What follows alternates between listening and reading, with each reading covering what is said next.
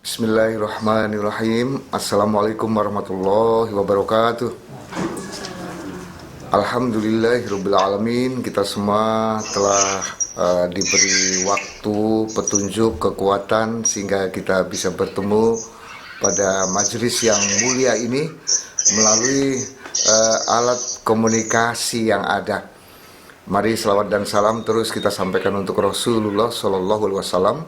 Allahumma sholli ala sayyidina Muhammad wa ala ali Muhammad wa ala alihi wa sahbihi wa barik wa sallim ajma'in. Mudah-mudahan kita semua, anak-anak keturunan kita, seluruh anggota keluarga kita dimampukan oleh Allah Subhanahu wa taala untuk dapat meneladani, mencontoh manusia terbaik Rasulullah Sallallahu Alaihi Wasallam. Amin ya rabbal alamin. Teman-teman, adik-adik, pada kesempatan kali ini kita akan berbicara tentang pertemuan dengan Allah Subhanahu wa taala. Kalau kita perhatikan dari sejumlah informasi ayat-ayat Al-Qur'an maupun dari apa yang disampaikan oleh Rasulullah Sallallahu Alaihi Wasallam, pertemuan dengan Allah Subhanahu wa taala ini setidak-tidaknya ada dua, ya sebutlah dua episode begitu ya. Episode yang utama nanti di hari kiamat, yaumil hisab. Di dunia ini menurut Rasulullah Sallallahu Alaihi Wasallam, pertemuan kita dengan Allah Subhanahu wa taala itu saat sholat. Jadi sholat adalah mi'raj, pertemuan antara orang-orang beriman dan Khaliknya. Begitu menurut Rasulullah Sallallahu Alaihi Wasallam. Nah, kita akan membicarakan pertemuan yang pertama tadi, pertemuan kelak di hari kiamat, awal dari hari-hari akhirat. Terlebih dulu mari kita simak surah Ar-Ra'd surat 13 ayat yang kedua. Mari teman-teman, adik-adik, silakan kalau ada Quran atau di HP atau tercetak, silakan dilihat. Mbak R membacakan terjemahnya, silakan. Bismillahirrahmanirrahim. Allah yang meninggikan langit tanpa tiang sebagaimana yang kamu lihat. Kemudian dia bersemayam di atas arsy. Dia menundukkan matahari dan bulan. Masing-masing beredar menurut waktu yang telah ditentukan. Dia mengatur urusan makhluknya dan menjelaskan tanda-tanda kebesarannya, agar kamu yakin akan pertemuan dengan Tuhan. Subhanallah. Jadi langit, bumi, semua yang ada di jagat raya diciptakan oleh Allah Subhanahu wa taala sebagai ayat. Ayat itu tanda-tanda kekuasaan, agar kamu yakin pertemuan dengan Tuhanmu. Dan semua yang diciptakan itu dilengkapi dengan ajal. Ajal itu batas waktu. Apakah langit, bintang-bintang, galaksi, supercluster, atau apa saja, semua dilengkapi dengan ajal. Li ajalim musamma. Tentu termasuk diri kita. Nampaknya dari struktur kalimat yang ada di ayat tadi, ayat kedua surat Ar-Ra'd, menegaskan bahwa pertemuan kelak di hari kiamat memang didahului dengan ajal ya. Ajal dulu kita wafat, atau pada saat hari kiamat tiupan sangkakala yang pertama, seluruh yang ada di bumi, seluruh yang ada di langit mati. Baru kemudian tiupan sangkakala yang kedua, kita dikumpulkan di padang mahsyar. Jadi tanda-tanda kekuasaan Allah itu menurut Allah Ta'ala diciptakan agar kamu yakin pertemuan dengan Tuhanmu. Masya Allah. Mudah-mudahan keyakinan kita terhujam Dan yang menarik, memang menurut Allah Subhanahu wa Ta'ala, tidak sedikit atau banyak dari kalangan hamba-hambanya yang tidak menyukai dengan pertemuan itu. Jadi kedua pertemuan yang pokok, misalnya sholat, bertemu dengan Allah, ada sebagian manusia yang tidak suka. Begitupun bertemu dengan Allah Subhanahu wa Ta'ala di hari kiamat nanti. Kita ternyata ke surat Ar-Rum dulu, ayat 7, surat 30, surat Ar-Rum. Bagaimana Allah Ta'ala mendeskripsikan tentang hamba-hambanya manusia terkait dengan konteks pertemuan antara dirinya dan hambanya kelak di hari kiamat, di surat Ar-Rum surat 30 ayat 7. Silakan Mbak Er. Bismillahirrahmanirrahim. Mereka mengetahui yang lahir atau tampak dari kehidupan dunia, sedangkan terhadap kehidupan akhirat mereka lalai. Ya, lalai. Masya Allah. Mudah-mudahan kita semua tidak tergolong orang-orang yang lalai, termasuk lalai bahwa kelak pasti kita akan menemuinya. Seringkali kesibukan dunia, cinta dunia yang cenderung berlebihan dengan segala pernak-pernik dunia yang dianggap mempesona, apakah itu pangkat, jabatan, harta benda dan semacamnya, itu bisa melalaikan kita. Yuk kita lihat dulu surat Al-A'raf surat 7 ayat 51. Surat Al-A'raf, teman-teman, adik-adik boleh dicek yang ada di rumah. Bismillahirrahmanirrahim. Yaitu orang-orang yang menjadikan agamanya sebagai permainan dan senda gurau, dan mereka telah tertipu oleh kehidupan dunia.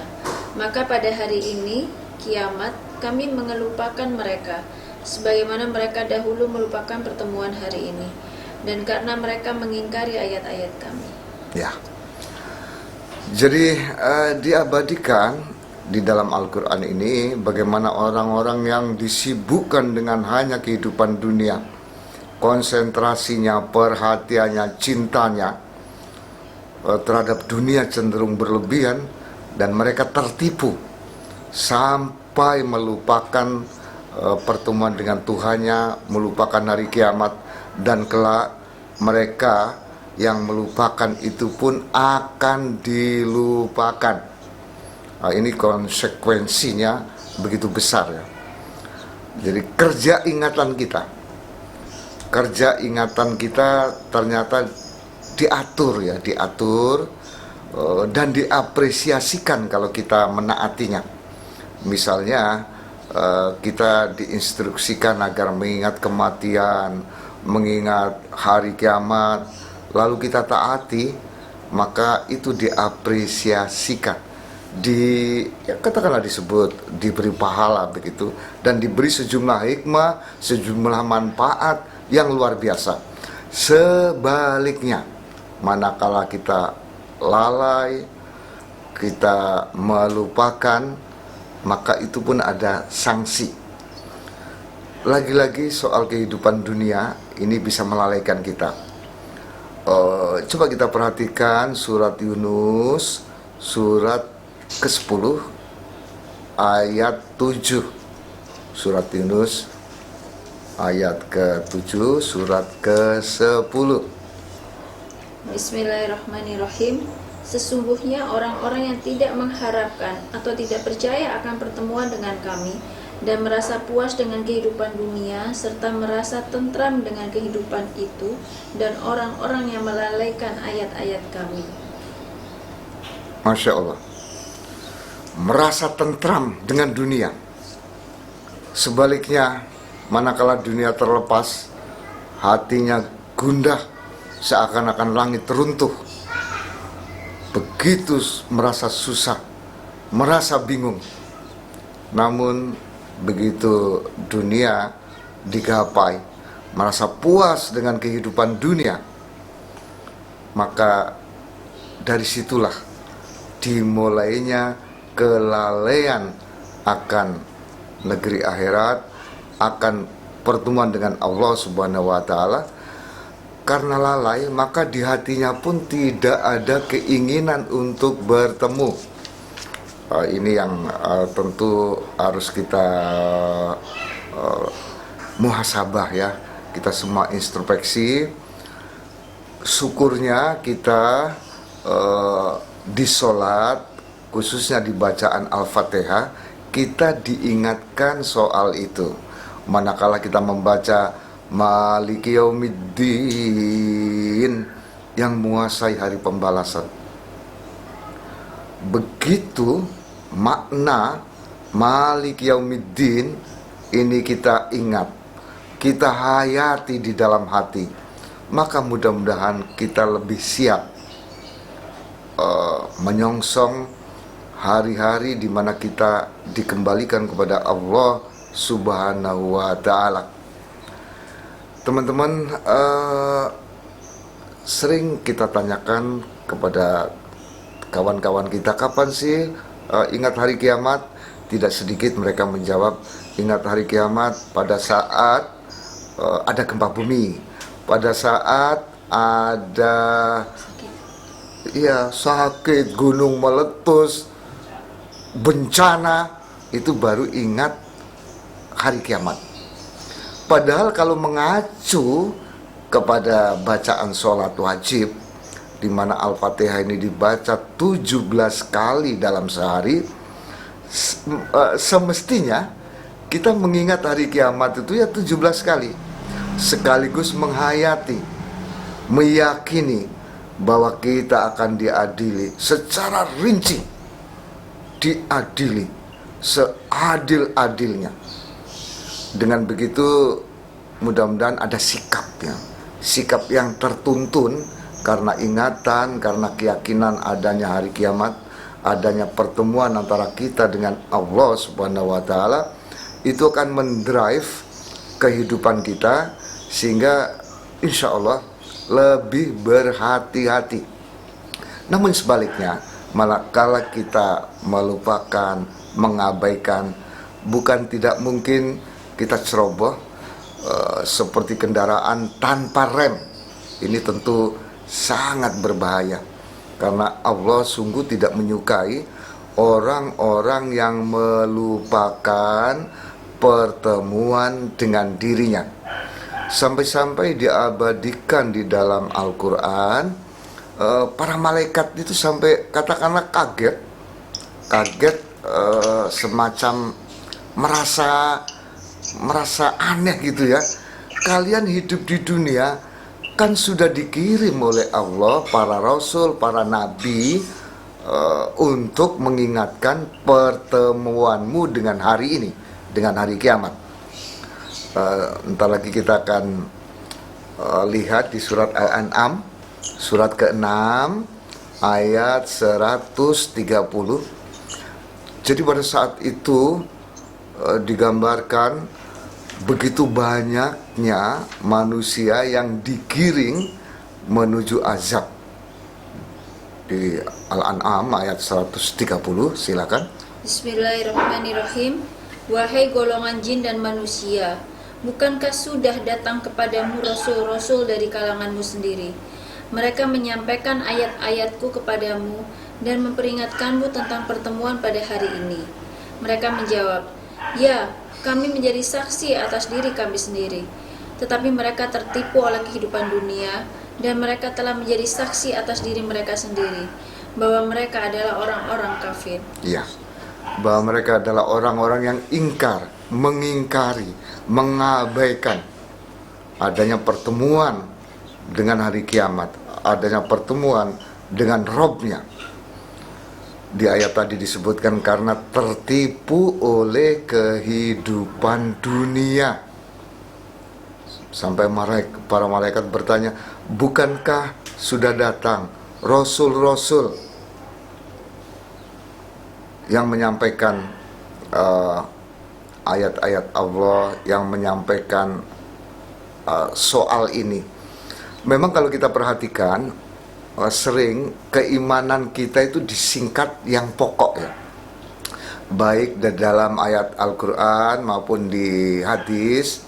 Sering kita jumpai kalimat man amana billahi wal yaumil akhir. Barang siapa beriman kepada Allah subhanahu wa ta'ala dan hari akhir, maka itu dua pokok keimanan. Dan ini selalu diingatkan oleh para rasul, oleh para nabi, sehingga manakala kita abai dengan peringatan itu, manakala kita lalai, kita abai dengan ucapan kita sewaktu sholat maliki yaumiddin, ini risikonya berat. Padahal kerjanya ingatan ini kan nggak susah-susah amat sesungguhnya. Mendaki gunung ini hal berat. Melakukan apa misalnya lomba renang umpamanya itu berat. Tapi sekedar mengingat sejatinya bukanlah hal yang sangat berat ya, mengingat. Tapi mengingat atau tidak mengingat, ini ada konsekuensi tersendiri. Sebuah konsekuensi yang mungkin kita nggak bayangkan ya.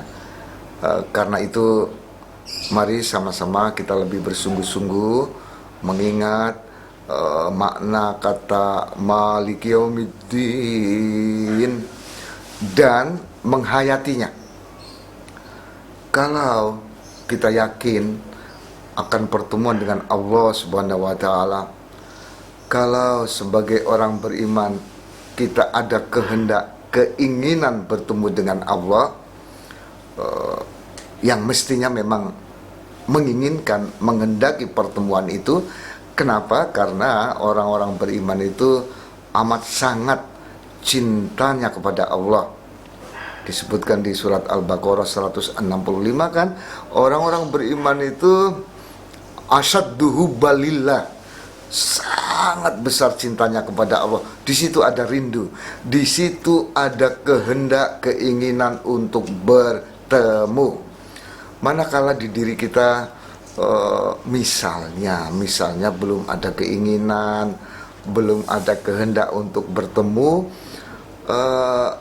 paling tidak ya kita mulai merenung, mulai mengoreksi diri, kenapa bisa seperti ini? Padahal orang-orang yang mengikuti Nabi, yang mengikuti Rasulullah SAW, menurut Allah Ta'ala di dalam Quran, adalah orang-orang yang menginginkan pertemuan itu. Di surat Al-Ahzab surat 33 ayat 21. Ini di surat Al-Ahzab, teman-teman, adik-adik, silakan nanti sama-sama kita ingat tentang ciri menonjol dari orang-orang yang mengikuti Rasulullah Sallallahu Alaihi Wasallam. Disebutkan di dalam surat Al-Ahzab surat 33 ayat 21. Bismillahirrahmanirrahim.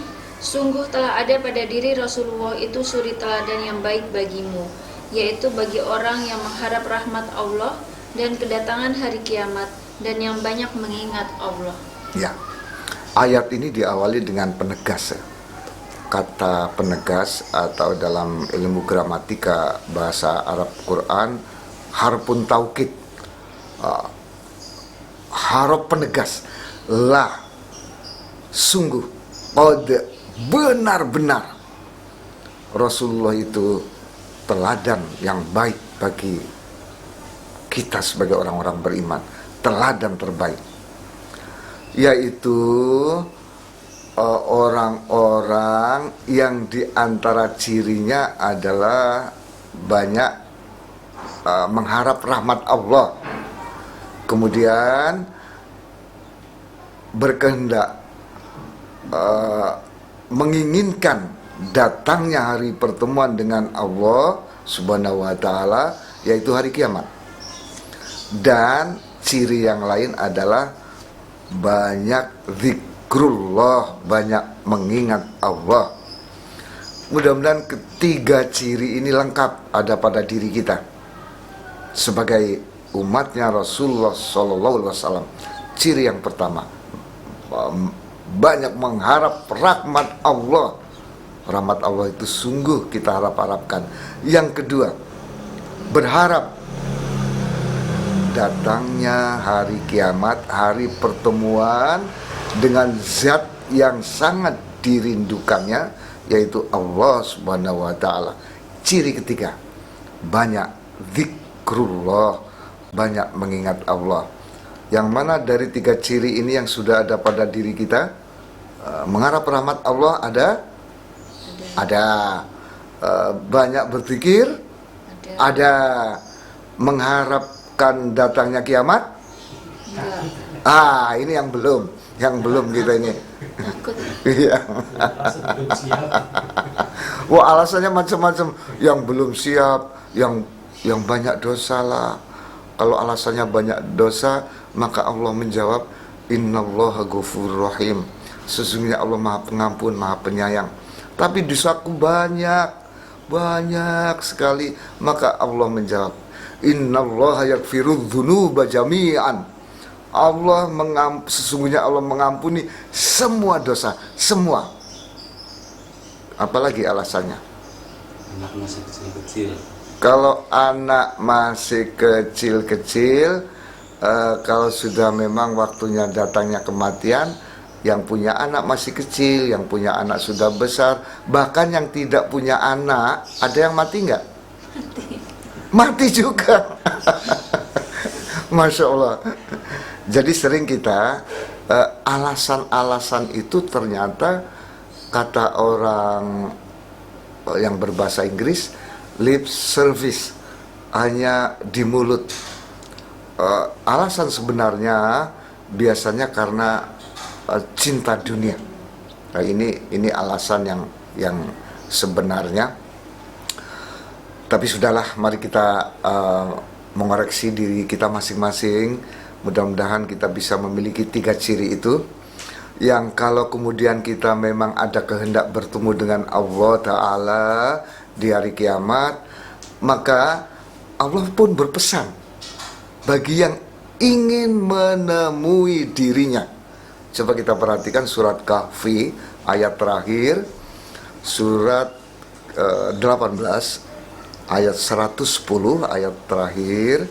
Bismillahirrahmanirrahim. Katakanlah Muhammad, sesungguhnya aku ini hanya seorang manusia seperti kamu yang telah menerima wahyu, bahwa sesungguhnya Tuhan kamu adalah Tuhan yang Maha Esa. Maka barang siapa mengharap pertemuan dengan Tuhannya, maka hendaklah dia mengerjakan kebajikan, dan janganlah dia mempersekutukan dengan sesuatu pun dalam beribadah kepada Tuhan. Ya. Syaratnya dua. Setidak-tidaknya mesti ada pada diri kita syarat bertemu dengan Allah. Bagi siapa saja yang ingin bertemu dengan Allah Ta'ala, syaratnya yang pertama adalah berbuat kebaikan. Syarat yang kedua, jangan menyekutukan Allah. Jadi sesungguhnya syarat ini simpel ya. Syarat ini simpel. Melakukan kebaikan, menjaga hubungan baik dengan Allah Ta'ala, dengan melaksanakan kewajiban yang telah dia tetapkan, ditambah melaksanakan menghidupkan sunnah-sunnah Rasul, melaksanakan kebaikan dengan tetangga, dengan kawan sekerja, kawan sepergaulan, dan seterusnya. Bahkan melakukan kebaikan dengan binatang pun itu bagian hal yang bernilai ya. Melakukan kebaikan dengan apa lagi? Tanaman. Dengan lingkungan. Sebanyak-banyak yang kita bisa lakukan melakukan kebaikan, ini adalah bagian dari melaksanakan perintah Allah Ta'ala bagi yang ingin bertemu dengannya. Jadi simpel saja, yang baik kita lakukan karena kita yakin akan bertemu dengan Allah, karena kita berkehendak bertemu dengan Allah, meraih keridhoannya kelak di hari kiamat saat kita bertemu dengannya. Jadi begitu teman-teman, insya Allah nanti dalam pertemuan mendatang kita ini kan bandel ya karena kita ya jangan dijawab lo kali, jangan dijawab gitu ya, termasuk saya memang, kita ini cenderung bandel. Nanti pada kesempatan mendatang mudah-mudahan kita bisa mempelajari beberapa informasi dari Al-Quran Al-Karim dan dari Rasulullah SAW terkait dengan kita yang bandel, yang enggan mengingat pertemuan itu, dengan kita membaca sejumlah informasi tentang sanksi yang mengabaikan. Mudah-mudahan kita semakin sadar, semakin bersemangat untuk melakukan amal-amal kebaikan sebagai persiapan pertemuan kita kelak dengan Allah Subhanahu wa taala di hari kiamat. Oke, teman-teman, adik-adik, kalau ada hal yang perlu disampaikan, mungkin komentar atau pertanyaan, mudah-mudahan saya bisa menjawab, silakan. Gimana Mbak Emma?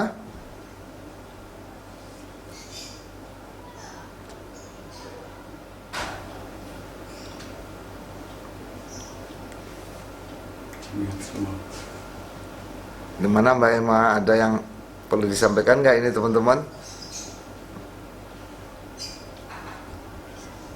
Baik, begitu aja dulu untuk pertemuan kali ini. Sekali lagi, mari sama-sama kita hayati bacaan Malik Yaumiddin, dan kita bersemangat untuk melakukan kebaikan-kebaikan, amal-amal soleh. Mudah-mudahan bekal itu sebuah bekal yang memadai untuk mendapatkan keridhaan Allah Subhanahu wa taala. Mohon maaf lahir batin, terima kasih. Wassalamualaikum warahmatullahi wabarakatuh. Waalaikumsalam.